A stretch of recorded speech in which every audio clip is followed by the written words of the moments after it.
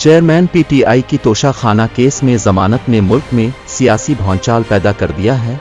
यूं तो कैदी नंबर 804 की रिहाई के लिए तहरीक इंसाफ को मजीद इंतजार की जरूरत है, मगर इनकी जमानत ही ने कई सवालात खड़े कर दिए हैं और इनमें यह भी कि कहीं बैरूनी दबाव तो असर नहीं दिखाने लगा। इसमें दो राय नहीं कि तहरीक इंसाफ के रहनुमा इमरान खान का वोट बैंक मुकम्मल तौर पर ताहाल तोड़ा नहीं जा सका। ताहम ये भी हकीकत है कि जिस तरह चेयरमैन पीटीआई की गिरफ्तारी के मौके पर लोग बाहर नहीं निकले थे, उसी तरह तोशाखाना केस में सजा मुअत्तली के बावजूद मुल्क भर में कहीं पीटीआई के कारकुनों और हामियों का जश्न नहीं देखा गया। इसके बरक्स अमेरिका में तहरीक इंसाफ की जानिब से इमरान खान के लिए लॉबिंग की कोशिशें हर गुजरते रोज बढ़ाई जा रही हैं।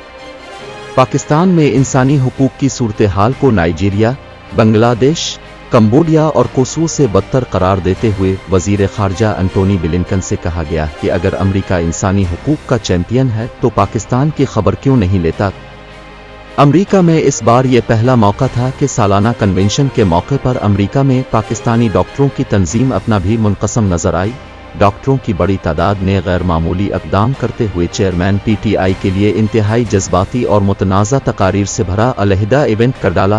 पाकिस्तान की जुग हंसाई और अराकीन कांग्रेस को कम्युनिटी की मुबैना तशवीश जताने के लिए अमेरिका में 1000 बिल बोर्ड्स किराए पर लेकर पैगाम दिया गया कि पाकिस्तान यरगमाल है, इंसानी हुकूक की संगीन खिलाफ वर्जियाँ की जा रही हैं। साथ ही मुतालबा किया गया कि जमहूरी अक़दार और आइन पाकिस्तान के तहफ़्फ़ुज़ के लिए ताउन किया जाए।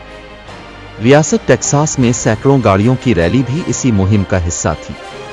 पीटीआई और उसके चाहने वाले इससे पहले अराकीन कांग्रेस पर दबाव डालते रहे थे कि IMF से कहा जाए कि पाकिस्तान का कर्ज प्रोग्राम मशरूत किया जाए, जिसमें बड़ी हद तक उन्हें कामयाबी भी मिली।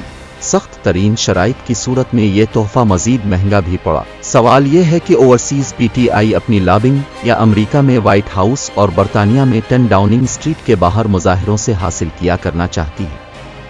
क्या इसका मकसद ये है कि जिस तरह दहशतगर्दी के खिलाफ जंग में पाकिस्तान से डबमोर के मुतालिबात किए जाते रहे हैं, अब जमहूरियत और इंसानी हुकूक के मामलात पर भी डबमोर की तकरार कराई जाए।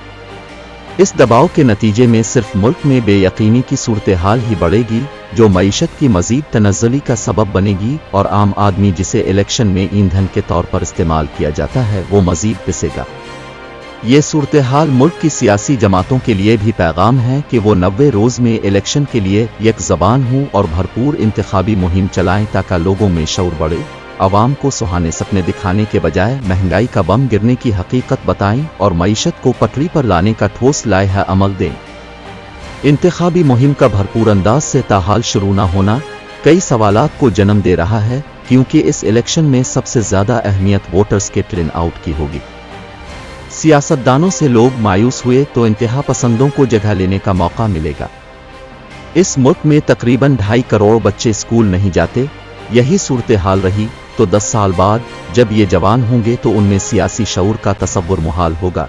15 बरस जब ये साहिब खाना होंगे तो आज के ये बच्चे कल इंतहा पसंदों के लिए हम ख्याल फैमिली की सूरत दस्तयाब होने का खदशा हकीकत का रूप इख्तियार करने लगेगा।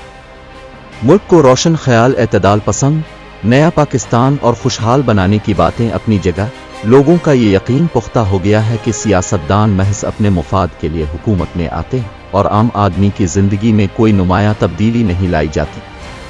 सवाल ये है कि क्या इस बार कुछ बदलेगा। 76 बरस की सियासी तारीख पर नजर डालें तो बारहा यह हकीकत वाज़ेह है कि हमने तारीख से यही सीखा है कि कुछ ना सीखें।